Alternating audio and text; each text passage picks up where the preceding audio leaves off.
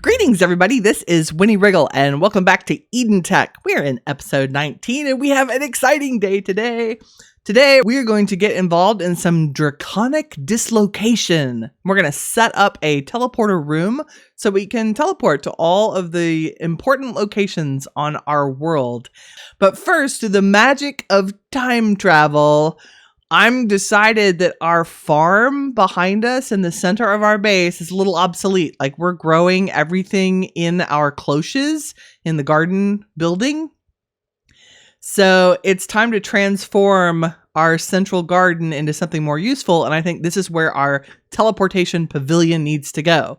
So through the magic of time travel, I'm going to transform the central garden area into a blank template for building. Yes, I have cleared out the farm in the center and made room for a new pavilion. I've marked what is about the centerpiece for it. And I thought we would do a tiny bit of the preparation for construction together.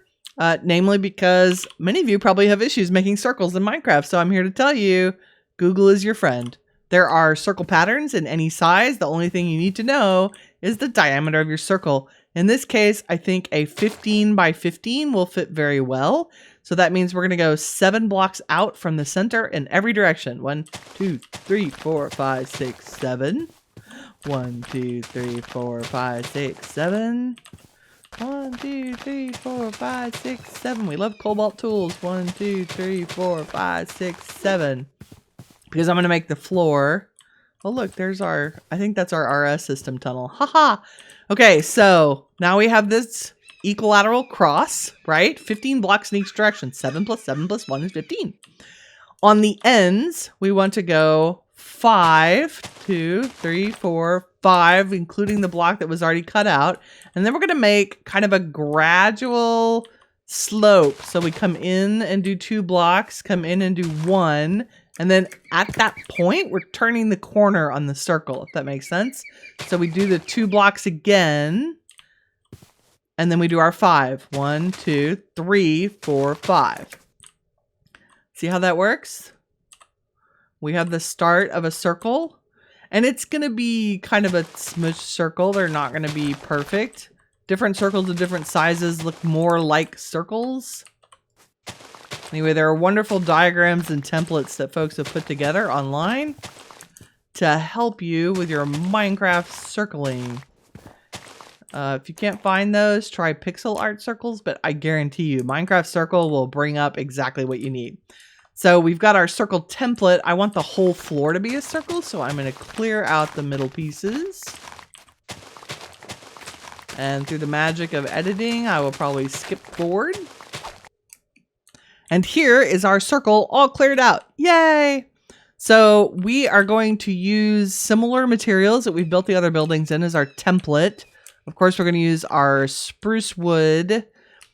Also going to use the same stuff I made the path out of, which is brick and terracotta. But I have added 2 blocks to it. One, we're going to use some red terracotta because I think it'll add a nice color. And it goes beautifully with the brick. And then this is a chiseled nether brick. So because we have, so if you put plain nether brick in here, you can pick all these different types and click. And there's some fun ones, but I think this small red nether brick goes the best with the rest of the brick. And because we have nether essence growing, look, we can make nether brick super fast out of our essences. Woohoo! So we'll be chiseling up a bunch of this to use in the build. Okay, so I am going to basically fill in the floor with some of these materials, maybe do an outline. And then we are also going to use these magic things from Block Craftery because I want to make pillars, but I want to make them out of other materials. So we're going to use the Block Craftery wall frames, and then you just right click on those frames with the block you want them to look like. Isn't that cool? Now it does use up the block, so I have to have red terracotta to make them, but that's no big deal. And because they're made out of wood, you can break them and they turn back into framed walls from Block Craftery. The other thing I want to point out is I've also replaced all of our polished granite in the walkways around the base with a chiseled version. There's chiseled bricks. I think it looks better. Like it's a little more blended because the pattern is the same, but we still get that kind of three-dimensionality to the path. And of course, I have cleaned up the paths between the smeltery, our storage building, and the Draconic building. And I will add paths to the teleportation room, if you will. Okay, so I'm going to get busy building and I will bring you back for an update. And we're back for a quick update. I thought this would be a good point to pause and kind of show you where I'm at with the main courtyard. And for this part, you'll notice that I have made a pattern on the ground. I don't really know how to coach you through doing this, so I can explain a little bit of what I did. I started in the middle, very simply. There's that simple plain terracotta, and then I put 4 red bricks around it and filled it in with that chiseled granite. And then from there I thought, oh, I might need a little more granite on the edges. And then the red terracotta looked like it would look good on the corners, and I thought, oh, it's time to bring in the brick. So I added the brick pattern. So you can see how it starts small and then gradually I added layers. I struggled with this pale brick. This is only possible because we're in modded. It is sunstone speckled bricks, and they are made by taking a sunstone shard from Silent Gems. And I'm so glad I've been saving all the Silent Gem stuff. And you just make a shard by putting the sunstone in a crafting table. And then you surround it with any kind of stone, gives you the bricks, and then you can chisel those into any shape you want. I went with, I think, sunstone speckled bricks big tile so that it would be seamless, but you could also do something like bricks to match, right? But I found that a little bit busy, but oh, it's great. And these are from a mod that adds items to chisel. So basically you can chisel anything in the world. It becomes unlimited chisel works is where those come from. But I was kind of trying to go for a mimic of the actual Draconic dislocator. You can't really see the pattern there, but it looks like a complicated pixelated pattern in JEI. And I thought it would be fun if our teleportation building was reminiscent of that. Okay, I'm going to add a kind of a portico roof structure on top of this out of the remaining of our materials, mostly the spruce logs and spruce plank roof, and I'll be back. Bringing you back for another update. We have the column structure in. So I used the Block Craftery walls, covered them in red terracotta.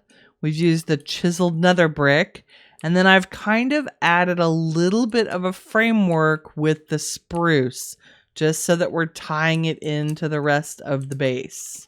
Okay, now it's time for the roof, and I might do part of this on screen. So the plan for the roof is to keep it simple. We are going to try to start with what amounts to a simple circle with peaks over each of the doorways, very similar to what we've done in other parts of the base. So if we get some of our spruce stairs, and I think I'm going to let the RS craft up a bunch of those too. And so we'll copy what we've done here. So we basically have a stair-step pattern over the doorway, and then upside down stairs that are tied together with slabs, right? So we're going to do that on all 4 sides. Step, step, and then upside down. And sorry, tree, you have to go. Step, step, upside down, slab, slab, slab, slab. Maybe one in the center. Okay, so we'll do this around all sides.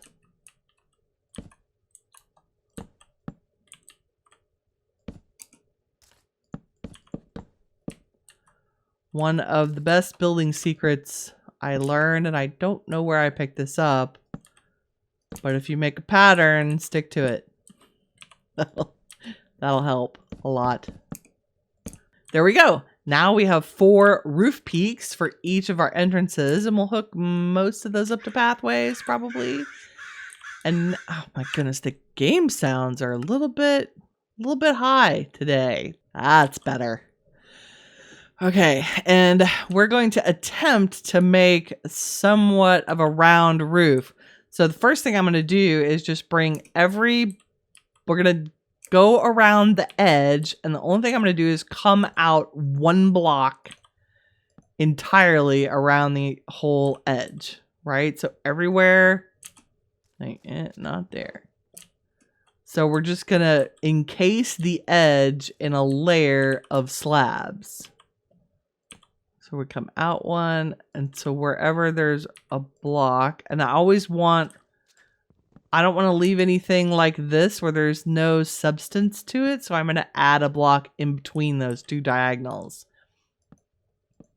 So there, and there, and there. We're going to come outside on that one. So we'll repeat this all the way around the edge. If it helps, my system is pointing at those columns first and then backfilling. Then we'll do this side.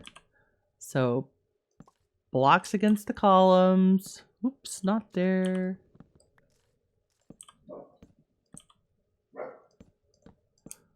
There we go. And the next step is to go 1 up from all of these in a direction that makes sense. So we're gonna go like this, and like this, and like this, and like that, and like that. And then I'm going to hide those edges. See how we're slowly stepping up? So I'm just gonna kind of repeat this pattern all the way around the build until we get a circular roof. I'll be back. Okay, and I think we come right to the center. And that does it for our roof on our teleportation building. I like it. Whoops, made a hole. Here we go. Fix that. Yep, gotta check all the edges, because slab circle roofs are a little tough in terms of keeping track. Oh, and it's lovely and dark in here. We'll add some lighting details and chandeliers. Maybe even I will paint some glowstone to look like bricks and replace some of these. In fact, let's do that, because I don't think I've done that on camera yet, and it's very easy. Do I have bricks in my inventory? No. Do I have glowstone? No. We need 1 brick and some, can't type, glowstone. I don't know that we'll need a stack, but why not? We can use them elsewhere. So we have our Ender IO painting machine, which I was painting blocks like factory blocks. You're going to put the block that you want the glowstone to look like in the slot with the paintbrush, and then the block you want to paint to look like that in the other one. So now we have painted glowstone painted with bricks. And I believe the Ender IO painting machine can handle all kinds of the chisel patterns.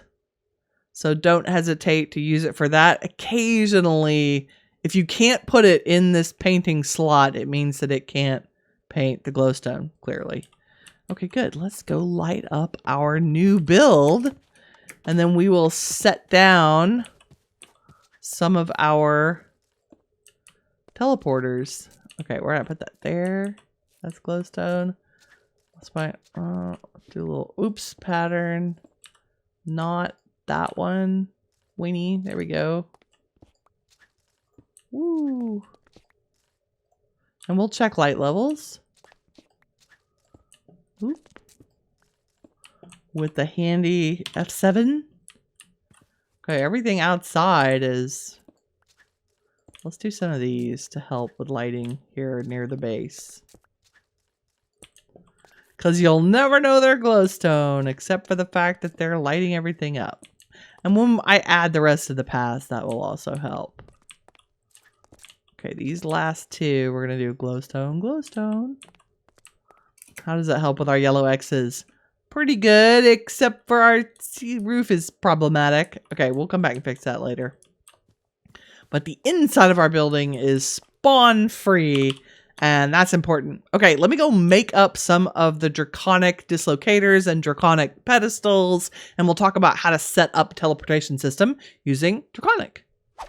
Okay, we are once again in our RS looking at the crafting grid. I have made 6 dislocator pedestals. They are very cheap. Blaze powder, slabs, stone, and a stone pressure plate. Super cheap.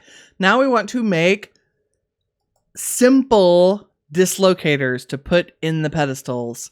They are a little more complicated. Blaze powder, eye of ender, and some draconium dust. I have already ground up a stack of draconium, so we have dust. And we're going to make 6 of these. They do not stack.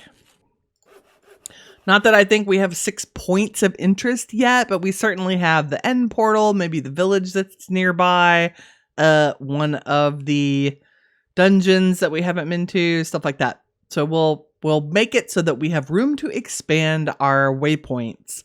I'm also going to make an advanced dislocator, which requires a dislocator. And of course, it is a fusion crafting activity, so we will also need a wyvern core, 3 ender pearls, and 4 draconium ingots. So let's just take some draconium and some ender pearls, and I think I have wyvern cores. We'll take one of those and run over to our draconic building. Whee! Oh, and I've also made the Draconic Evolution Energy Infuser. This adds energy to stuff super fast. So we're going to get my bauble out of here. So we're missing 500,000. Boom. It's done. Haha. Because it takes it right out of the draconic. Oop, come back here. Takes it right out of the draconic system, which is very cool. And it was not that expensive, really. Okay, so here we are in our fusion crafting area. We're going to put the dislocator in the middle. Boom. And we're going to put 1, 2, 3. Oh, 1, 2, 3. That's right. I'll have to put that out like this. 1, 2, 3. And the wyvern core. And then I think 4 pieces of draconium. If I remember correctly.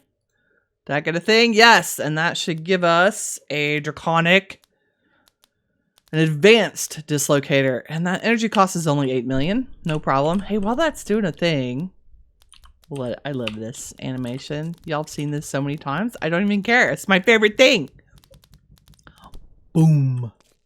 Yay. Okay, so an advanced dislocator is very cool. It allows us to put in multiple waypoints. We keep it on our person. Very similar to our advanced charge porter from RF Tools, only this one is way more powerful. So you fuel it with ender pearls. So it's taking the ender pearls out of my inventory. So we have 52. Add 2, 3, 4, 5. And if I look back at my inventory, I have 46. So you can add, because I believe it uses 1 ender pearl for every trip. Possibly, which when you have a mob farm, that's not bad at all. So one of the things we want to do is probably set a home location right here. So let's add new. We're going to call it home and commit. Yay. And maybe we want to do one. Maybe I don't always want to just come home. Open sesame. Maybe I want to come into the workshop. So shift right click to get a new location. So we say add new. This is workshop. And we say commit. You can leave your dislocator with a default. So we'll probably leave it with the home as the default. And then I'll add different things to it as we go. Right now, we want to take dislocators and add them to locations that are important to us throughout the world. And then we'll create permanent teleporters for them by putting our dislocator pedestals down. And so I made 6. We could probably do 8. Let's just set them in reasonable places for now. Wow, that's crooked. That's gonna bother me. And a lot of all of you too, probably. Yep. Okay. Ta-da. And let's make 2 more. So if we go to dislocator, we go 1, 2. Super easy. And 2. Uh-oh. Go to your home. Okay, so now we have a room full of dislocator pedestals. Now we just want to create locations for each of them. And probably one of the first places to go would be the end portal. So let me turn on my end portal marker. And through the magic of, that's a swamp, there's the end portal. The magic of editing, we're gonna time travel. Ta-da! And we're in the end portal room. Okay, so I'm gonna set this maybe inside the door. Sure, right here. We're going to shift click, and this teleporter is now bound to this location. And we can actually put this in an anvil and rename it and call it end portal. We'll do that when we get home. I'm also going to add this location to my advanced dislocator while we're here. And now we can use the advanced dislocator to get home. Bloop. That's magic. I love modded. This is so cool. Okay, let's run rename the end portal teleporter to be end portal. Because right now it just says dislocator. And I'll show you why this is cool. Dun, dun, dun. And we'll put it right here. Now, because we named it in an anvil, we can see that that's the end portal. Isn't that cool? Okay, that is the basics of setting up a teleportation network for your world using Draconic Evolution. And these dislocators and the pedestals really aren't that expensive. I wouldn't call them early game, but definitely mid game.